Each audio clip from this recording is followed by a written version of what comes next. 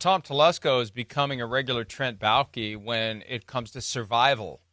He was the GM of the Chargers through Mike McCoy, who was 27-37, Anthony Lynn, who was above 500 at 33-31, and then Brandon Staley, who was right at 500, 24-24. Telesco fired during the 2023 season along with Staley after getting blown off the field by the Raiders, lands in LV, Las Vegas, as the GM and survives. And look, we're going to talk more about that in the next segment as it relates to the Titans, but I am not a fan of different standards for GM and coach because it creates an environment where when things go sideways, and they often do, if you're the GM, believe you can blame it on the coach, and if you're the coach, you believe you can blame it on the GM because there's a potential victory to be had there with one or the other, not both, being out the door if anybody is out the door. So Telesco wins, even though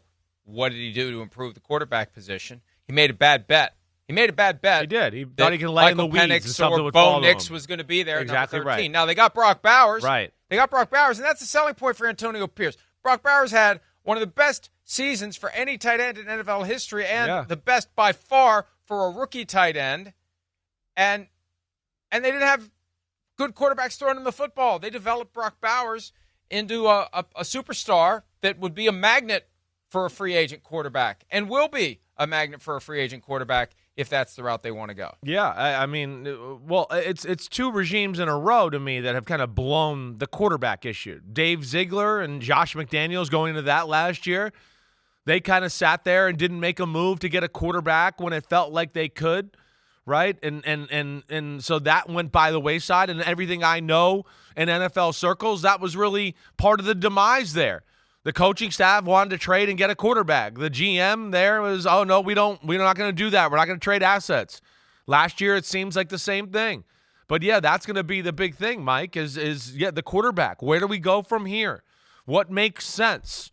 And, I mean, they're in a spot where they should be able to get a quarterback here as far as the draft is concerned. I think they might have to make a move. It's early. I haven't evaluated these guys yet.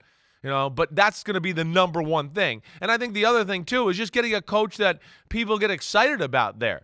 I do think Vrabel can add that excitement to the Raiders. Certainly, I get that. I don't know if I see Vrabel out in Las Vegas as a human being. That's my one thing that I maybe question. I don't feel like his family from, the Cleveland, Ohio area and all that, that's part of this, and he's going to have options.